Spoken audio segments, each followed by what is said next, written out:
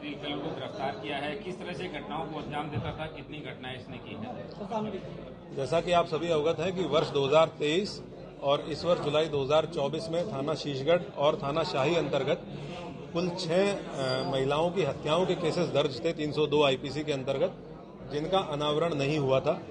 हम लोगों ने इसके लिए, इनके अनावरण के लिए एक टीम गठित की थी और उस टीम को एक ऑपरेशन तलाश का टारगेट दिया गया था, जिसमें हम लोगों को पकड़ना था उस व्यक्ति को या उन व्यक्तियों को जिनके द्वारा ये घटनाएं कारित की गई हैं।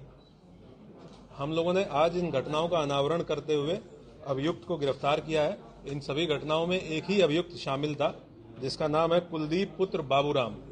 कुलदीप पुत्र बाबूराम गांव बाकरगंज, थाना नवाबगंज, जनपद बरेली का ये रहने वाला है। इसकी उम्र लगभग 35 वर्ष है। इससे कल शाम को 6 बजे इसको गिरफ्तार किया गया है पुलिस के द्वारा। तब से लेकर अब तक इससे पूछताछ की गई है। पूछताछ में तथ्य प्रकाश में आए हैं कि इसके द्वारा ये 6 की 6 घटनाएं कारित की गई। इन 6 घटना स्थलों पे ये पुलिस को लेके गया है। इसके द्वारा एग्जैक्ट घटना स्थल दिखाया गया है कि किस जगह पे इसने घटना कारित की। घटना कारित करने का तरीका भी इसके द्वारा बताया गया है। उन सब की हम लोगों ने वीडियोग्राफी की है, जो कि एविडेंस के रूप में विवेचना के दौरान इस्तेमाल किया जाएगा। इसका जो पारिवारिक बैकग्राउंड है वो ये पता चला है कि इसके पिताजी की 2 शादियां हुई थी और जो इसकी सगी माँ थी उनके साथ इसके पिताजी के द्वारा मारपीट की जाती थी। कुछ समय ऐसा था जब इसकी सगी माँ और सौतेली माँ दोनों उसी घर में रहती थी। उस दौरान इसके पिताजी के द्वारा इसकी माँ के साथ मारपीट की गई, कई बार मारपीट की गई, जिसके लिए अपनी सौतेली माँ को दोषी मानता था। उसके बाद वर्ष 2014 में इसकी शादी हुई।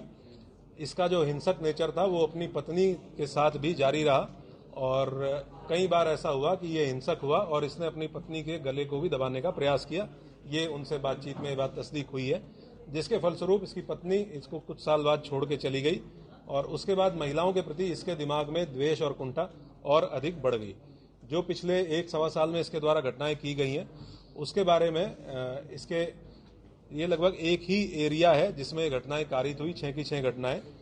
वहीं पे 3 गांव हैं। उन 3 गांव में इसकी 2 गांव में इसकी बहनें हैं और एक गांव में इसके एक रिश्तेदार हैं।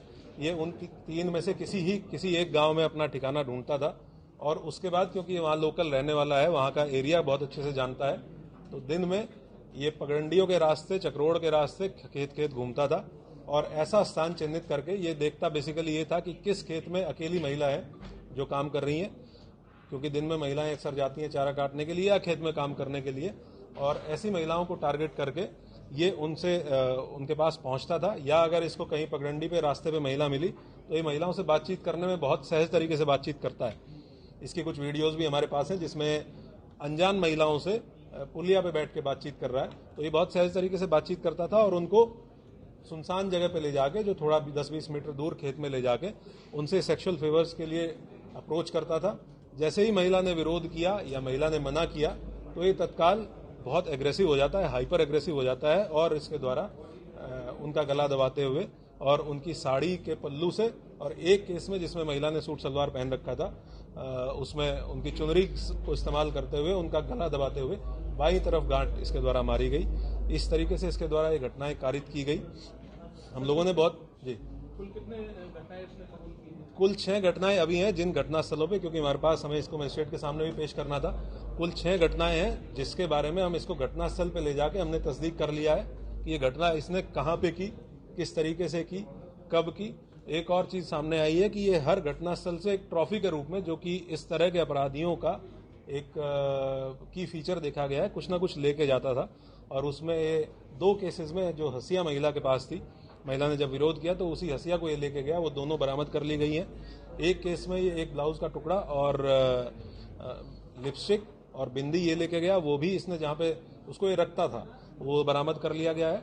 एक आधार कार्ड भी बरामद किया गया है। अभी हम लोग इससे और विस्तृत पूछताछ करेंगे।